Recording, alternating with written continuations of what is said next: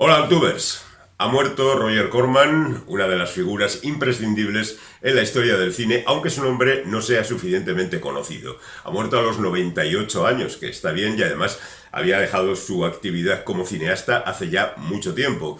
Pero por aquello de ser agradecidos con los que nos han hecho muy felices en el cine, yo creo que hay que dedicarle unos minutos a este hombre que ha hecho absolutamente de todo en el mundo del cine. Nació, fijaos, en el año 26, el 5 de abril de 1926, en Detroit, en Michigan. Bueno, Detroit, ya se sabe. Y murió hace unos días en Santa Mónica, en California. Y durante toda su vida, prácticamente toda su vida, se ha dedicado al cine. Bueno, él era hijo de ingeniero, él estudió ingeniería industrial, él estuvo en la Segunda Guerra Mundial, aunque no entró en combate porque pertenecía a los últimos reclamados por el Estado para ir a la guerra y se terminó la guerra antes de que pudiera entrar en combate. Después empezó a trabajar como ingeniero y tiene, yo casi diría, el récord de alguien a la mínima en un trabajo porque empezó el lunes y el jueves se despidió diciendo que aquello no era para él. Así que se puso a estudiar literatura, pero el asunto está en que, ya estamos hablando de finales de los 40, principios de los 50, se orientó directamente hacia Hollywood porque dijo, aquello yo creo que me va a gustar. Pero llevaba también una mentalidad de empresario y de ahí que su trabajo haya funcionado en varias direcciones. En 1954 vendió su primer guión e inmediatamente a continuación se juntó con otra gente y creó la primera productora.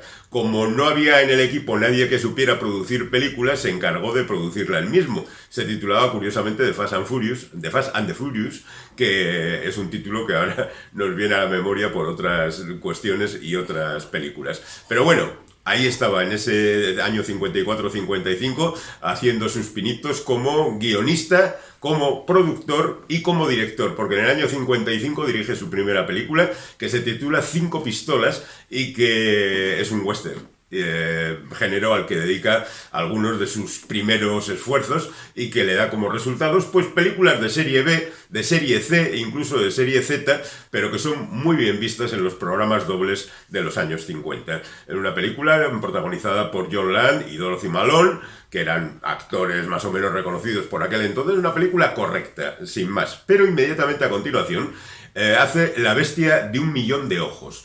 Y esta forma parte ya de una serie de películas supuestamente terroríficas, a veces daban más risa que miedo, pero que tenían el detalle de que todos sus afiches, todos sus pósters, contenían monstruos horribles, de aspecto amenazador, y mujeres más o menos desvestidas, siguiendo la época, la moda de la época, heredada de las revistas Pulp, que eran prácticamente lo mismo en cuanto a estética, que era para conseguir rápidas ventas y asistencia de espectadores a velocidad de crucero. Él sabe que el western también tiene sus muchos seguidores, hace a continuación Mujer Apache. Esto de Mujer Apache creo que tiene una continuación en otros títulos, como por ejemplo Mujeres del Pantano, que no es un western, pero que da también el protagonismo a las mujeres. No quiero decir con esto que Roger Corman fuera un director feminista, más bien al contrario, utilizaba el estereotipo de la mujer de los años 50 para conseguir espectadores. Pero, por ejemplo, una de sus primeras películas, El sheriff de Oracle, curiosamente está protagonizada por una mujer. Ese sheriff es una mujer, es la viuda del sheriff al que matan al comienzo y ella se hace cargo de la situación. ¿Es una mujer empoderada, como diríamos ahora? Pues sí, de alguna manera lo es la heroína de la película. Hay otras películas como La mujer de Oklahoma, otro western de aquella época, que también tiene como protagonista a una mujer. Es verdad que siempre hay una figura masculina funcionando por ahí, ¿no? Y a veces es el que se encarga de la solución final. Pero yo creo que daba una cierta visibilidad a las mujeres. Luego lo dio en situaciones más discutibles, y produjo, no dirigió, películas como por ejemplo Campo de concentración de mujeres, Cárcel de mujeres, este tipo de películas que buscaban el morbo fundamentalmente para conseguir su público. Bueno, siguiendo con lo que hace en los años 50, tenemos películas como El día del fin del mundo, que en realidad no es aquello de que viene un meteorito a chocar con la Tierra ni una invasión de marcianos, sino una especie de historia de zombies. Y también cosas como, por ejemplo, Conquistaron el mundo, que, mirad, tenía a Lee Van Cleef en su reparto y que tiempo más tarde tuvo un remake a cargo de Jim Wynorski, que es uno de los discípulos de Corman, de los muchísimos discípulos de Corman que han hecho cosas más o menos interesantes en el mundo del cine. Y bueno, pues tenía como protagonista esta nueva versión a la estrella del porno Tracy Lords. Como veis, hay una especie de hilo conductor en todo el trabajo de este hombre.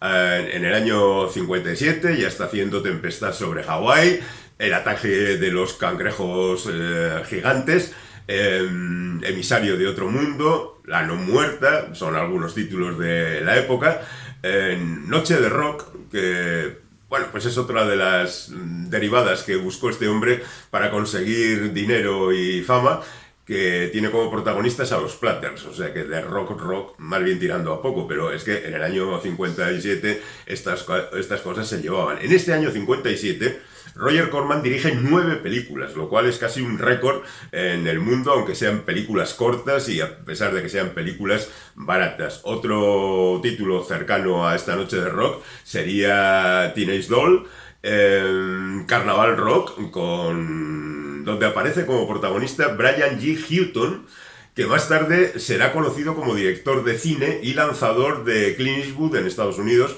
porque él es, junto con Don Siegel naturalmente, quien dirige las primeras películas de este hombre allí, como son El desafío de las águilas o Los violentos de Kelly, y desde luego uno de los directores a los que Eastwood reconoce como gente que le ayudó en su momento.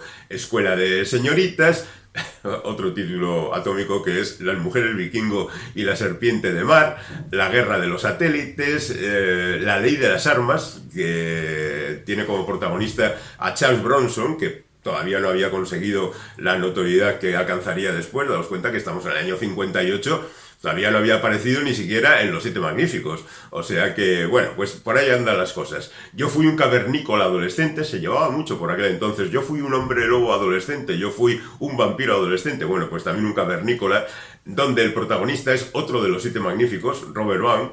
La vida es dura a veces para los famosos, pero bueno, ahí están. Dioses del arrecife del tiburón, película cuyo título es representativo, Yo Gánster, La mujer avispa. Bueno, hay un montón de películas de este tipo que hace hasta que en 1960 hace La caída de la casa Usher. La caída de la casa Usher da comienzo a uno de los ciclos más aplaudidos de este hombre y me parece que con justicia. De repente se fija en un relato de Edgar Allan Poe que tiene ese mismo título, La caída de la casa Usher, y hace una película súper barata, súper impactante, cogiendo la esencia del relato de Poe, la decadencia de una familia donde hay algún misterio, y a partir de ahí hace una serie de películas que están todas cortadas por el mismo patrón, pero que son de una efectividad verdaderamente sorprendente. Algunas rodadas prácticamente en un fin de semana y con casi siempre los mismos actores. Bueno, desde luego casi siempre con Vincent Price, hay alguna que se sale de ahí, como por ejemplo La obsesión, que está protagonizada por Ray Milland.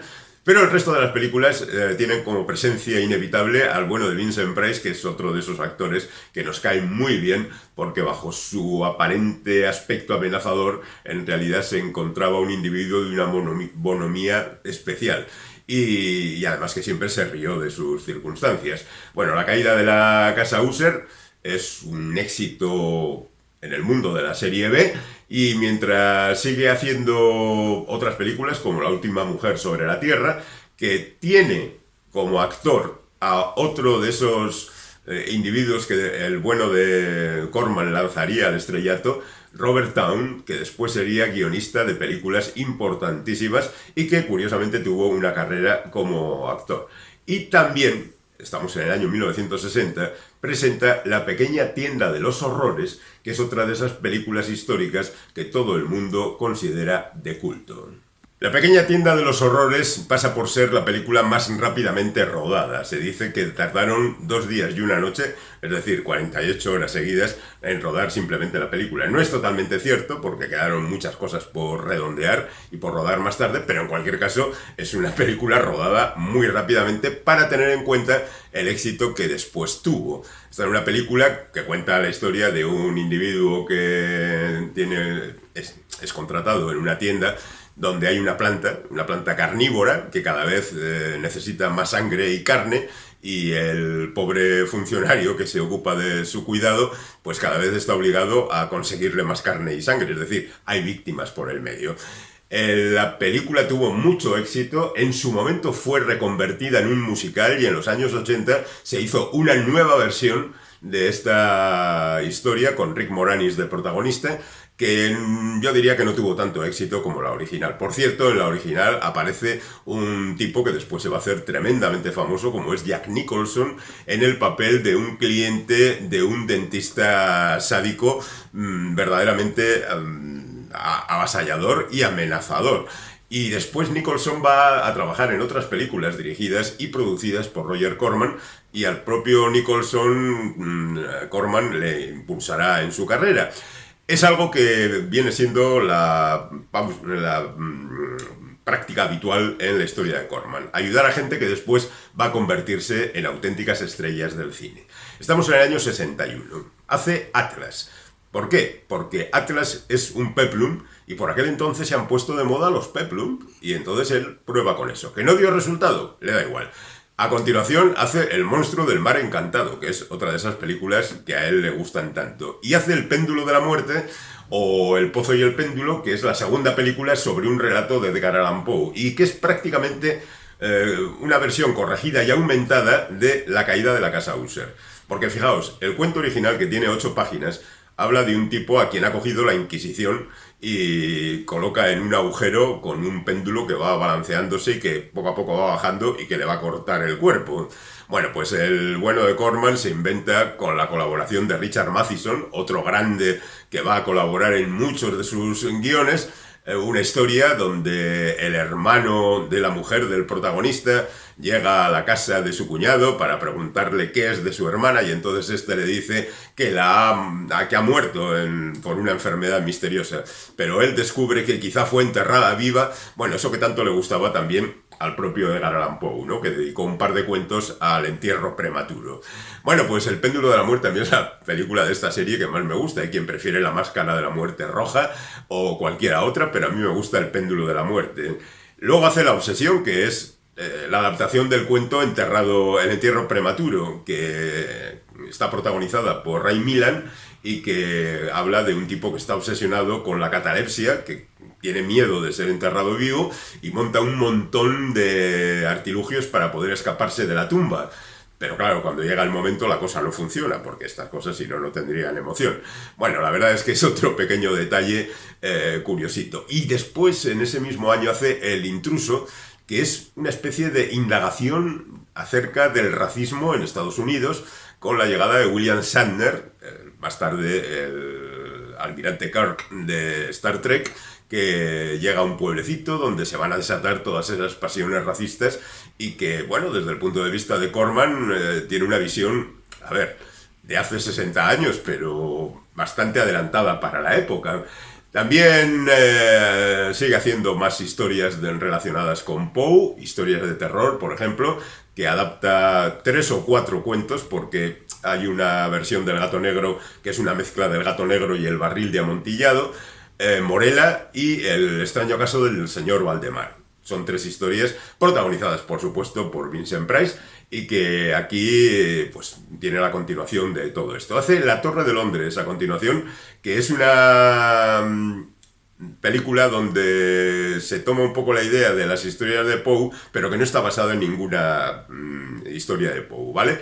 Y además de todo esto, pues tenemos a continuación El Cuervo, que esta sí está basada en el famoso poema de Edgar Allan Poe, que quien más quien menos conoce, y pensaréis que cómo se hace una película de un poema. Bueno, pues Corman lo consigue. Y en El Cuervo pues aparece gente de lo más variada. Por supuesto, el bueno de Vincent Price, pero también Peter Lorre o Boris Karloff o otra vez Nicholson, en fin, la gente con la que trabajaba habitualmente. Porque es verdad que no solo estos famosos, sino gente a la que la historia ha olvidado, trabajaba habitualmente con Roger Corman.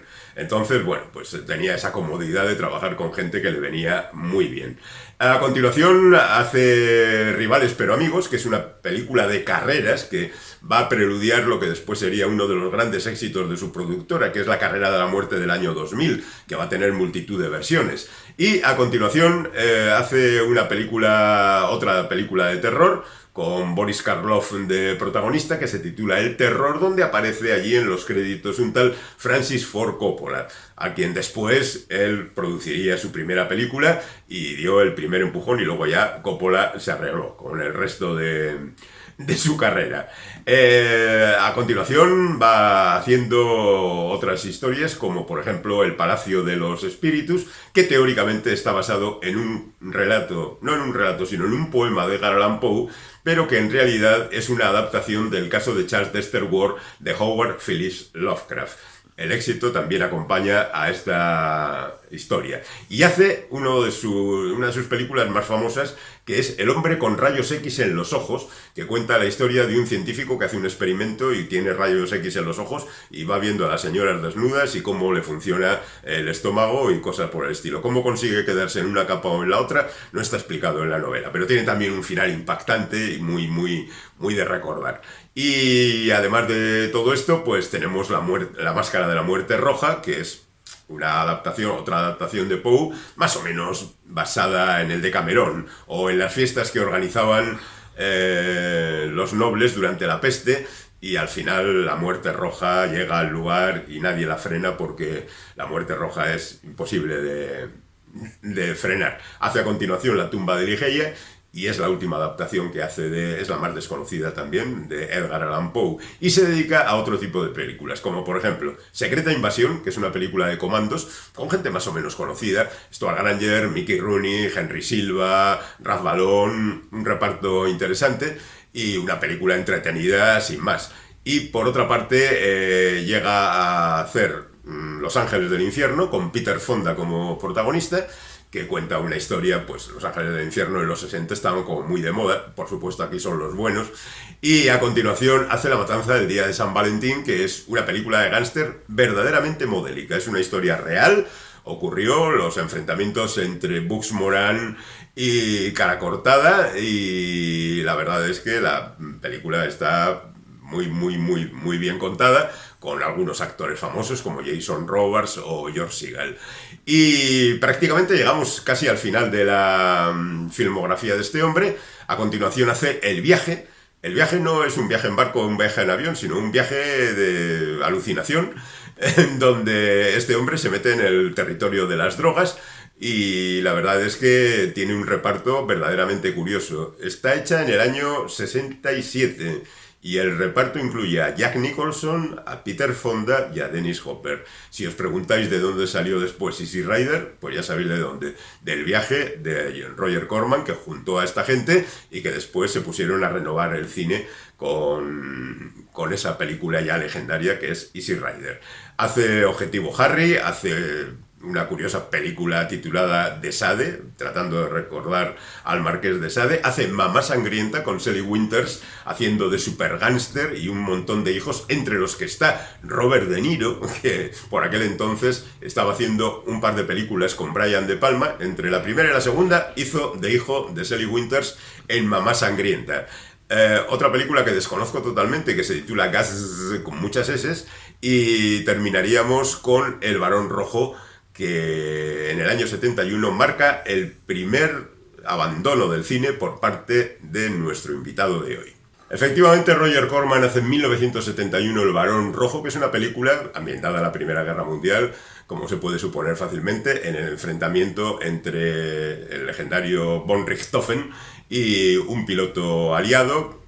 Es una película que incluso pone de moda las películas de aviones de la Primera Guerra Mundial. Se harán después cosas como Las Águilas Azules con Robert Redford. Pero bueno, el bueno de nuestro homenajeado de hoy considera que ya el cine no le da demasiado más que dinero y decide retirarse. Pero curiosamente, 20 años más tarde, en 1990, vuelve de nuevo a dirigir una película porque lee la novela de Brian Aldiss, Frankenstein desencadenado, y decide hacer una película que pasó absolutamente desapercibida. La leyenda de Corman se había olvidado ya prácticamente, era solamente un productor más o menos reconocido, pero no un cineasta, y entonces decidió borrarse del todo, salvo que se habla de él como el tipo que ha arreglado algunas otras películas de otros directores a las que este hombre metía mano, pero bueno, no está acreditado en multitud de películas que tiene.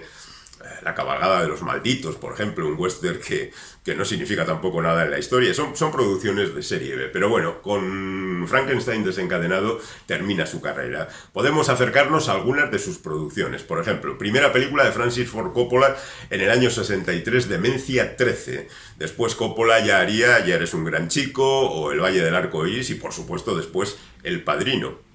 Hay que decir que en El Padrino 2... el bueno de Roger Corman hace una aparición estelar en pantalla, porque este hombre también apareció en muchas películas, a veces haciendo un cameo o a veces haciendo un papel más o menos importante. Después se dedica a empujar la carrera de Monty Hellman con dos westerns verdaderamente raros, como son El tiroteo y A través del huracán. Esta segunda, los dos están protagonizados por Jack Nicholson, y la segunda tiene incluso guión de Jack Nicholson. Bueno, pues aquí tenemos a otra gente más o menos famosa. A continuación, apadrina a Peter Bogdanovich, que es aquel chavalín que después, un poco después de hacer El héroe anda suelto, Targets, como título original, con Boris Karloff de protagonista, hace ya la última película y se convierte en una superestrella como director. Con Bogdanovich seguirá trabajando. A continuación debemos recordar alguna otra película interesante, como por ejemplo El tren de Berta, que no es una obra maestra, pero sí es la segunda película de Martin Scorsese. Y debemos recordar que la tercera es Malas calles, es decir, El tren de Berta es una película de transición que sirvió, entre otras cosas, para que la protagonista Barbara Hershey le diera una copia de La última tentación de Cristo, el libro, y el bueno de Scorsese 10 años más tarde consiguió hacer la película porque le gustó mucho. También por aquel entonces empieza a colaborar con otros productores europeos. Invierte pequeñas cantidades de dinero para que le dejen distribuir las películas en todo el mundo. Es decir, es un productor asociado, pero sobre todo es el distribuidor de películas como Amarcord de Federico Fellini. Al mismo tiempo produce lo que decíamos, La carrera a la muerte del año 2000, que ha sido una de las franquicias más rentables de toda la historia. Colabora por ese sistema de poner una pequeña cantidad y distribuir con Joseph Losey, de quien distribuyó una inglesa romántica. Trabajó más con François Truffaut, a quien apadrinó en El diario íntimo de Adele H, La habitación verde, la verdad es que hay varias películas de Truffaut que tienen la firma de Roger Corman. Tenemos también a Ingmar Bergman y su Sonata de otoño, donde está detrás Roger Corman, y está sobre todo Jonathan Demme, a quien va a apadrinar durante toda su carrera prácticamente a partir de sus primeras películas, algunas de las cuales con poco interés, pero que a partir de Luchando por sus derechos, en el año 76, va dando cierta entidad. Y esta colaboración llegaría hasta que tuviera un pequeño papel en El silencio de los corderos. Bueno, además de esto, también sigue practicando el noble arte de hacer películas de serie B. Él es el que lanza Piraña de Joe Dante, el que colabora con James Cameron a partir de Piraña 2, hace El Senyak de Peter Bogdanovich, que es un señor con el que sigue colaborando habitualmente, distribuye El tambor de hojalata de Volker Stordorf, casi lanza a la fama a David Cronenberg gracias a producirle la película Cromosoma 3, que es la segunda y la que le dará el salto después a Scanners, con la que conseguirá la fama definitivamente. Tenemos películas como por ejemplo Mi tío de América, de Alain Resnais, patrocina a John Sayles, y Levi Stick en La dama de rojo, que es una película que no pasará a la historia, pero que marca su colaboración con otros dos cineastas muy interesantes. Hace El Quartet de James Ivory, que es otro director de enorme prestigio, y al final acaba haciendo Emmanuel 4 y 6. ¿Por qué no hizo la 5? Es algo que desconozco totalmente. Lo cierto es que su trabajo ahí pues es simplemente de ganar dinero y no tiene ningún otro interés. Y hay otros títulos que me voy a saltar. Mencionaré Pirañaconda, por ejemplo, o Sarpov, que son películas de muy baja graduación. Y en cuanto a apariciones, ya digo que aparece en El Padrino 2, aparece en El estado de las cosas de Wim Wenders, que es una película en la que hay otros directores de cine como Samuel Fuller. Y ya digo que aparece en El silencio de los corderos, aparece en Filadelfia, las películas de Jonathan Demme, en Apolo 13 de Ron Howard, a quien también apadrinó. Hizo de repente Scream 3, aparecía en Scream 3, haciendo papeles generalmente pequeñitos. El mensajero del miedo, también de Jonathan Demme, y La boda de Rachel, que es una película independiente también del propio Demme. Lo cierto es que era un individuo que vivió el cine intensamente, que nos hizo un montón de películas que recordamos con cariño y que ahora que ha desaparecido con 98 años solo nos queda recordar el título de su autobiografía publicada a principios de los 90. Cómo hacer 100 películas en Hollywood y no perder ni un centavo. No es verdad lo de las 100 películas porque hizo 500 como productor y 50 como director y el resto de colaboraciones, y seguramente en algún momento perdió un centavo, pero solo uno, seguro.